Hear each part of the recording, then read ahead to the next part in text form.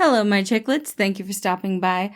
Today I have a story for you that I wrote via a prompt on Tumblr. If you want to check out my Tumblr, the link is in the description. I will occasionally post calls for prompts on there, as well as you can see a collection of all of my works that are there, not just on AO3. I do want to forewarn you, this has a near-death experience in it, but we do not have any main character death. So, let me go ahead and read that for you. A Hero's Prince. Every year, a festival took place to celebrate the kingdom. It was a happy affair, full of people rejoicing and singing, dancing and playing. But there was always at least one family that didn't rejoice, one family that was left instead to mourn. This year, it would be Roman and his brother. The kingdom's celebration came with one major caveat. During the time of the celebration activities, a sacrifice was chosen. A person, young of age, was randomly selected to be thrown into the river, which was said to house the creature that had blessed their lands. Roman was beginning to believe the selection wasn't random, but was instead maliciously chosen, so the king could get rid of potential enemies. Roman had first started suspecting this 5 years ago, as he noticed the people who were chosen were ones the king had had issues with. Roman said nothing, as it wasn't his place. He was a royal knight, and his duty was to protect the royal family. However, things took a turn for the worse when Roman was assigned to protect the king's only son, a young man who was wise beyond his years, and deeply condescending. At least, that's how Roman had viewed Prince Logan when they first met. The prince was constantly correcting him on information and on the most minor of things. It drove Roman up a wall, until he realized Logan did it to himself too. Whenever the prince got something wrong, he would beat himself up over it, berating himself until he got it right. It was heartbreaking to watch the prince live under the confines of toxic perfectionism. And Roman started a plan to work him out of it. He hadn't planned on falling in love. Logan was passionate, intelligent, and he truly wanted the best for his citizens. Roman was happy to watch him from the sidelines, until Logan asked if Roman would become his permanent guard. It had been a hard conversation, where Roman eventually admitted his feelings. In return, the prince admitted his as well. From that moment on, his duties as guard were coupled with his duties as boyfriend. Quiet kisses in the garden where no one could see. Nightly discussions about the fate of the country. It was beautiful. Until they were found out. The king had noticed something was strange, and he had taken it upon himself to figure out what had changed in his son. Roman remembered the day the king found out. He remembered the cold, quiet, "Your days are numbered," that echoed through him. Logan said he would protect him, but Roman knew there was no protection from this. He and Remus sat together on the floor of their house, a single-family dwelling that they had made into a home. Remus was doing his best to keep a smile on his face, telling jokes and laughing about running away together. Roman knew it wasn't possible, though. If he tried to run, he would be hunted, and honestly, he preferred his chances with the beast below. "You don't have to do this," Remus muttered. "I'm a monster fucker. I'd go down for you instead." Roman just shook his head. He felt like his heart had been ripped out, and he hated the idea that Logan might be feeling the same. I don't know if I can find a way out, but I have to." He looked at Remus. "The king can't keep getting away with this. Something has to change." Remus shook his head. "You have no proof that he's doing anything." It was true. Roman had no proof that the king was manipulating the results, and that certainly wasn't something he could prove in 2 hours. "Will you avenge me, brother?"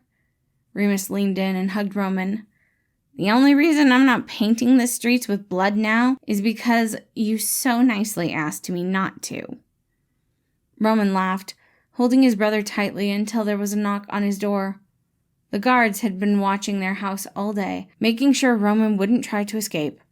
But he wouldn't do that to his kingdom, even if he knew the selection was rigged. He looked at the other guards, nodding to them as they began to lead him towards the sacrificial platform. The crowd growing still and quiet. Roman had almost hoped that Logan would have stopped by before the ceremony. He didn't want their goodbye to be so personal and informal. But he wasn't even in his designated seat when Roman was dressed in the ceremonial garb. The pain began to hit him as he stood on the platform alone. He didn't want to die. He wasn't ready for it. He wanted to be there to protect his brother, to stand by Logan's side. There were so many things he still wanted to do with his life. He wasn't ready for it to all be over. His eyes misted with tears as he heard the last part of the speech be given. He felt the platform shift, giving out beneath him, and he fell. Roman closed his eyes, desperate to figure a way out of this now that it was actually here. He hadn't even given Logan a proper goodbye. As the thoughts in his head swirled around, fighting for some kind of escape, he felt something wrap around his arm, jerking him back up. It hurt. It bit into his flesh, but he was dragged back up the cliffside until he was once again on the platform, wrapped up in the arms he knew too well. Roman clung to Logan, taking in the fact that he was here, actually here, and barely hearing the words his boyfriend spoke. "My father has been lying to all of you. This practice is not a practice of joy or reverence. It is a practice used by the royal family to protect itself, one to keep people submissive." His arms were wrapped around Roman protectively, keeping him hidden from the rest of the world. "The candidates are chosen by those of royal blood once they have turned 30 in order to protect the secret, but I have found out, and I have no intention of continuing this practice." He stood, taking Roman with him. Roman had always thought he was the strong one in the relationship, but the way that Logan was able to completely manhandle him was not an unwelcome surprise. "Especially not when this practice was used to attempt to separate me from my boyfriend." Logan almost yelled that bit, turning to face someone specific, and Roman wondered if Logan was addressing his father. It didn't much matter at this moment, did it? He had almost died, and Logan had protected him and saved him.